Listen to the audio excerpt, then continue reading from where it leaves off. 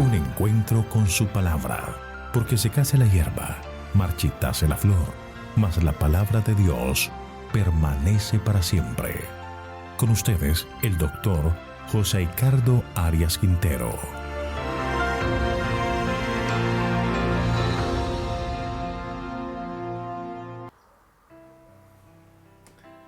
Vamos a estudiar Ezequiel capítulo 37. Para ello vamos a orar. Oh eterno y bondadoso Dios, cuán agradecidos estamos contigo por concedernos un día más de vida en medio de las actividades y en medio de las luchas que tenemos diarias para nuestro trabajo y en nuestros quehaceres. Sabemos que tú estás con nosotros guiándonos y ayudándonos para que podamos hacer las cosas conforme a tu voluntad. Al abrir tu palabra solicitamos que tú estés con nosotros y que hoy podamos sentir el Espíritu Santo obrando en nuestros corazones. Gracias por tus bondades y gracias por escucharnos, pues lo pedimos todo en el nombre de Jesús. Amén. Este es uno de los capítulos más recordados del libro de Ezequiel y uno de los más significativos. Según los comentadores, Daniel y sus 3 amigos llevaban 20 años en cautividad. Ezequiel llevaba unos 12 años y los últimos cautivos recién habían llegado. Mientras Daniel y Ezequiel estaban cautivos, había posibilidades de que Israel pudiera triunfar si hubiese arrepentido y si hubiese entregado al Señor. Dios le habría perdonado. Pero Israel tomó el camino de la apostasía y las consecuencias fueron terribles. La ciudad de Jerusalén fue destruida y la esperanza de los cautivos se había desvanecido con la destrucción del templo. Pero Dios les da un mensaje de esperanza y le muestra que lo que parece imposible, Él lo puede hacer posible. Que de un valle de huesos secos puede dar vida y que puede unir las partes de un palo que se ha partido. Dios es el único que puede dar vida. Por eso estudiamos este capítulo 37 de Ezequiel, que se divide en 2 secciones. La primera sección es la visión del valle de los huesos secos, que va del versículo 1 hasta el 14. El tema principal de esta visión es la restauración de Israel como nación. El propósito de esta visión era ilustrar cómo Israel, esparcido y aparentemente sin esperanza, reviviría y sería restaurado. Es un mensaje de esperanza y vida cuando todo parece acabado. Se destacan varias cosas que debemos considerar en el estudio de esta visión. Versículo 1.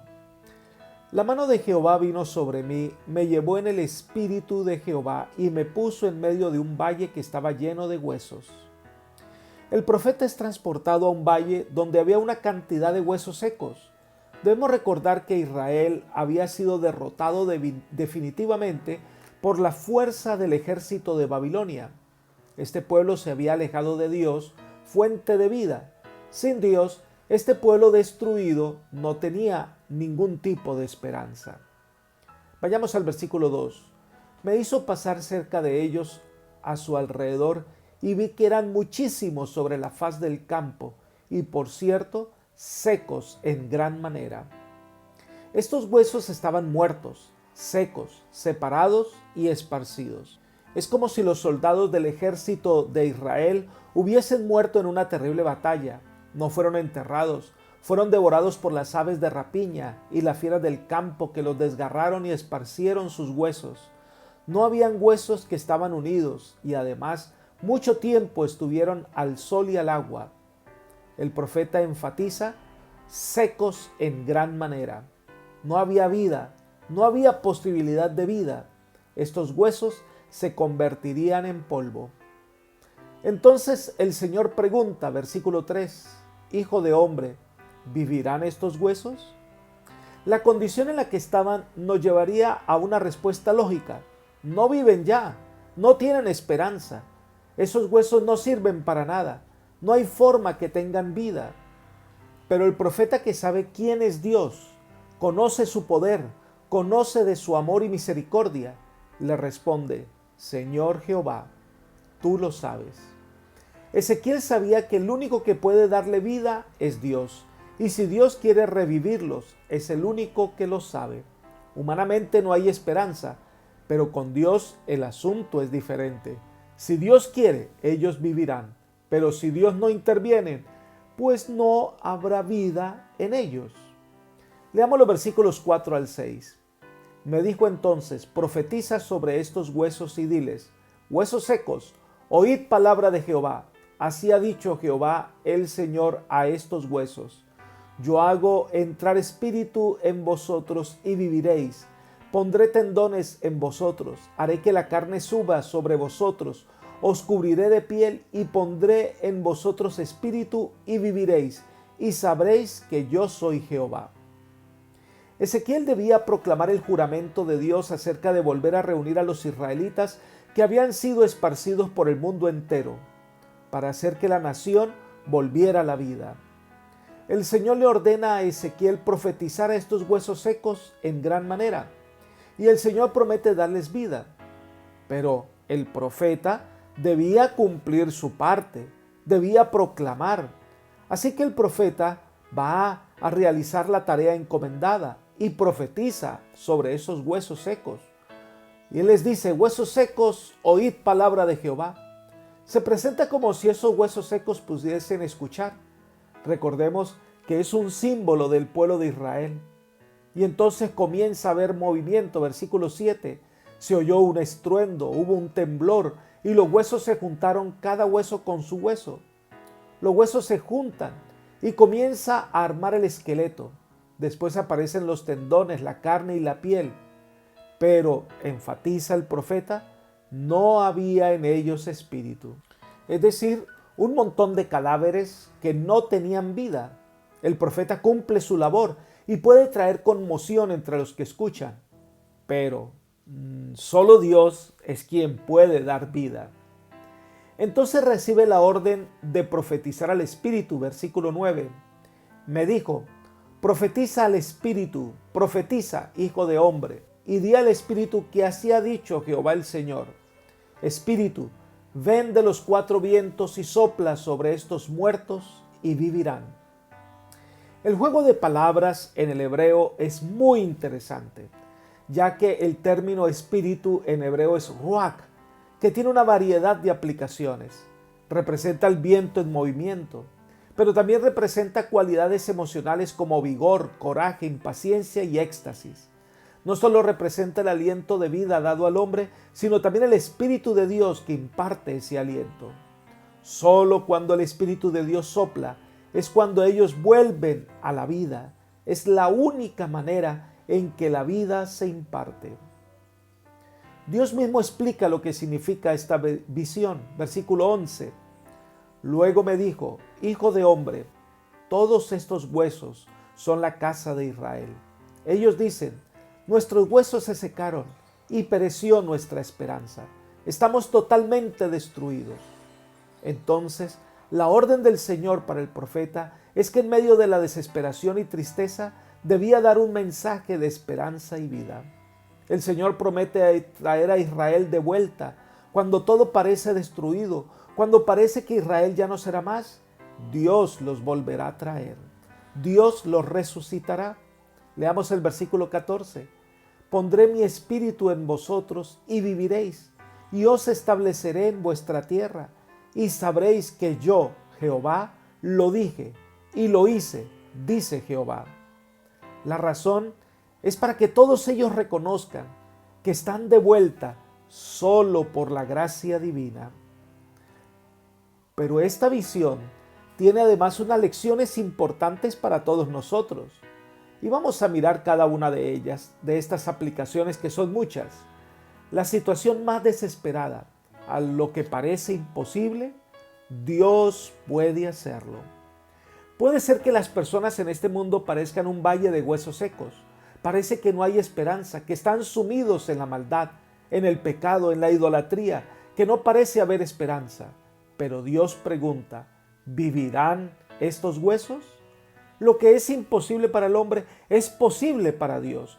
Dios tiene el poder de dar vida. Ahora, el deber del profeta es profetizar. El deber de la iglesia es impartir esperanza. es comunicar las buenas nuevas de salvación. El predicador debe entender que cuando predica puede ocurrir una conmoción, pero solo Dios es el que da vida. Por lo tanto, la predicación debe estar acompañada de mucha oración para que el Señor sea quien dé vida. Debemos orar al Espíritu para que pueda dar vida, pedir al Espíritu Santo para que Él venga y haga su obra. Y cuando el Espíritu cumple su obra, entonces hay vida real. Pero recordemos que esta visión habla del reavivamiento de Israel y su restauración a la vida espiritual. Por lo tanto, esta visión también debía aplicarse a muchos miembros de la iglesia actual que carecen de verdadera vida espiritual. Elena de White advierte: muchos que carecen de vida espiritual tienen sus nombres en los registros de la iglesia, pero no están escritos en el libro de la vida del Cordero. Pueden figurar en la lista de miembros, pero no están unidos al Señor. Quizá sean diligentes en el cumplimiento de determinados deberes y ser considerados como seres vivientes, pero muchos están entre los que tienen nombre de que viven, pero están muertos. Libro Recibiréis Poder, página 47. La gran realidad es que pertenecer a una iglesia no nos convierte en verdaderos cristianos. No necesariamente estar lleno de actividades significa que estemos vivos espiritualmente. Lo que se necesita es el poder del Espíritu infundiendo vida. Elena de White hace una tremenda aplicación de esta visión para nosotros cuando dice: pero esta comparación de los huesos secos no solo se aplica al mundo, sino también a los que han sido bendecidos con gran luz, pues estos también son como los esqueletos del valle. Tienen la forma de hombres, la estructura del cuerpo, pero no tienen vida espiritual.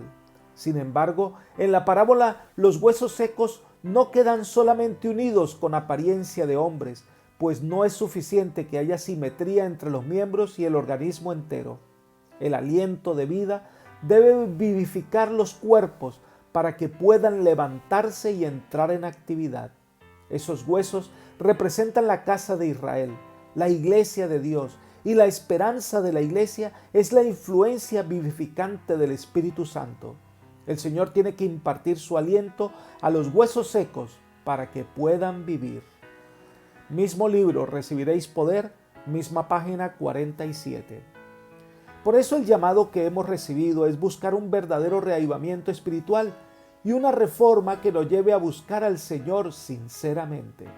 Hoy debemos ser sinceros en nuestro examen. ¿Cómo está mi relación con Dios? En los afanes diarios, ¿cuánto tiempo paso a solas con el Señor? ¿Cuánto de la vida de Cristo bebo todos los días para seguir el camino? Buscar al Señor de corazón es nuestra tarea más importante. La segunda parte del capítulo 37 de Ezequiel es la reunión de Judá e Israel en un solo pueblo, representado por dos leños que son unidos por el profeta. Eso está entre el versículo 15 hasta el 28. Esta visión fue dada quizá unos días después de la primera y es complementaria. En la visión de los huesos secos, Dios promete darles vida. En la segunda, les promete que volverán a ser la nación escogida por Dios.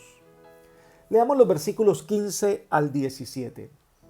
Vino a mí palabra de Jehová diciendo: Hijo de hombre, toma ahora un leño y escribe en él, para Judá y para sus compañeros los hijos de Israel.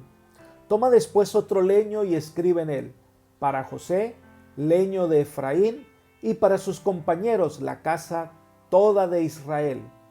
Júntalos luego el uno con el otro, para que sean uno solo, y serán uno solo en tu mano. Esta es una lección gráfica que el pueblo debía observar. El profeta debía tomar dos leños, y una ilustración será sobre la unidad.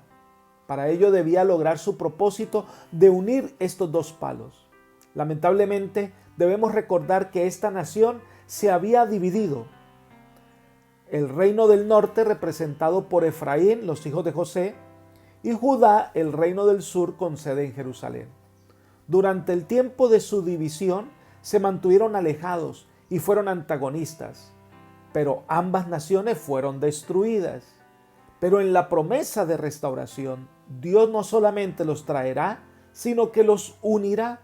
Por eso toma los dos leños, coloca los nombres de los padres de las dos familias y los une.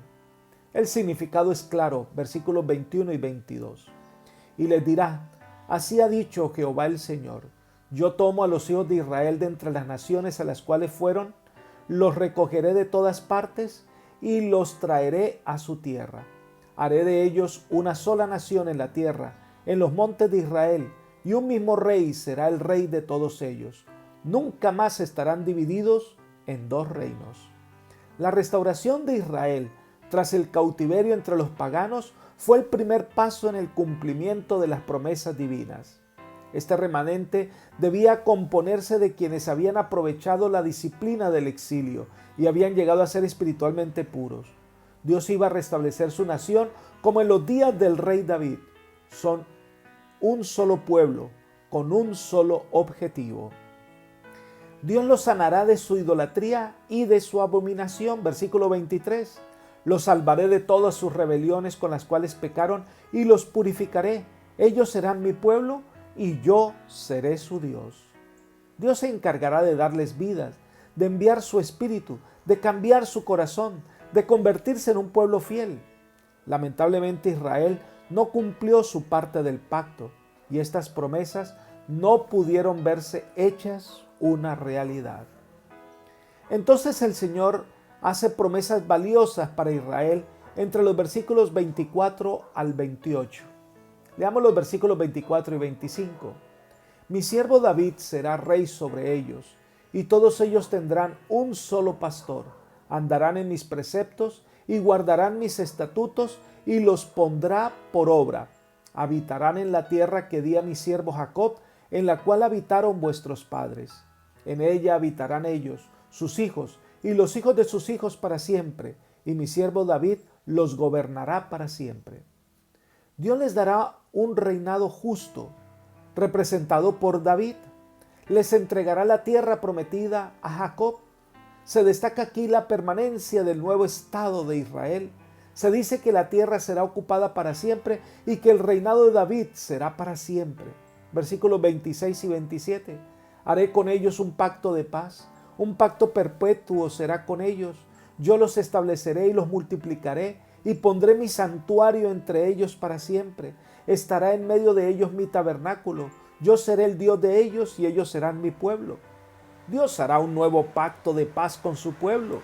Dios entonces establecerá en medio de ellos a ser restaurado el santuario como centro de las actividades religiosas de Israel.